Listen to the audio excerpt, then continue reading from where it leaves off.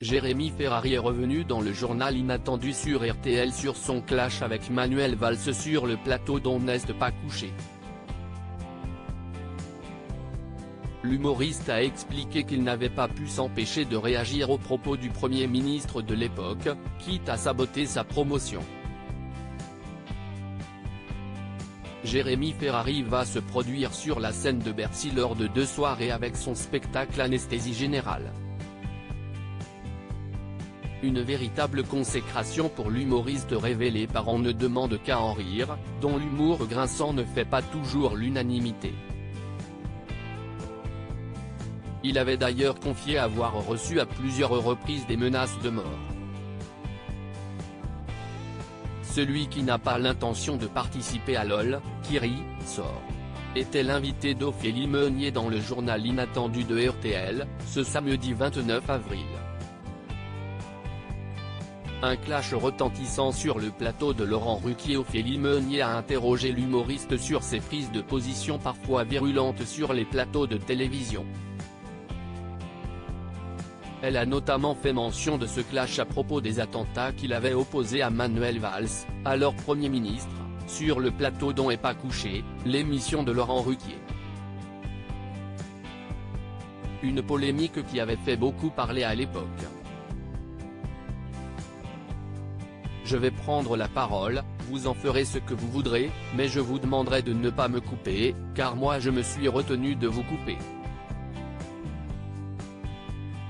Car je ne suis pas d'accord avec vous, lui avait-il asséné pour dénoncer ce qu'il estimait être de l'hypocrisie.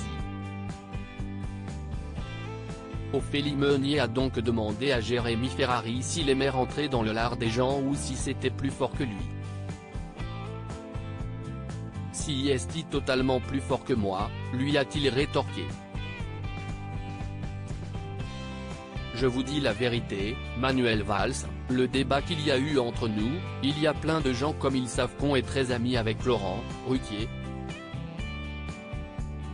Il y a plein de gens qui ont cru que c'était préparé, a-t-il expliqué.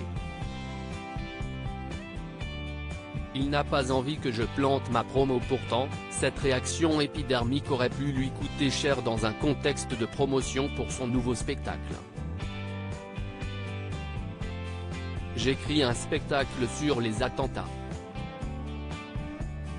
Il y a les attentats du Bataclan, donc tout le monde m'annule les promos, parce qu'on se dit, on ne peut pas t'inviter avec un spectacle qui parle de ce contexte.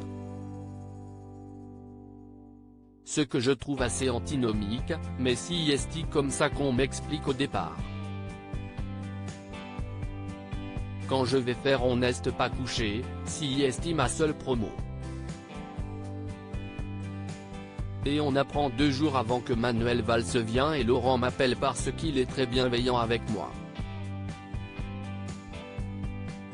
Il me dit, tu fais ce que tu veux, mais moi je te conseille de ne pas rentrer dans ce débat. Concentre-toi sur ce spectacle, tu lances ta tournée, si est quand même ce qu'il y a de plus important, a raconté Jérémy Ferrari. Pourtant, celui-ci a décidé de faire fi des conseils de son mentor. Plusieurs fois, je veux prendre la parole et Laurent ne me la donne pas tout de suite, parce que je pense qu'il veut me protéger parce qu'il ne sait pas trop ce que je vais dire. Et il n'a pas envie que je plante ma promo, a-t-il concédé avec le sourire.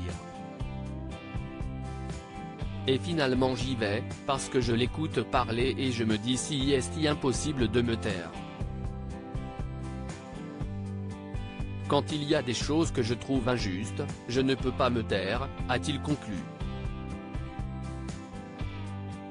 À lire aussi Jérémy Ferrari reçoit des menaces de mort depuis son face-à-face avec Manuel Valls.